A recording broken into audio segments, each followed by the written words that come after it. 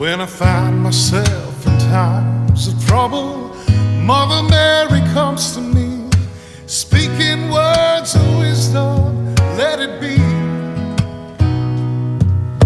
And in my hour of darkness, she is standing right in front of me, speaking words of wisdom, let it be. Let it be.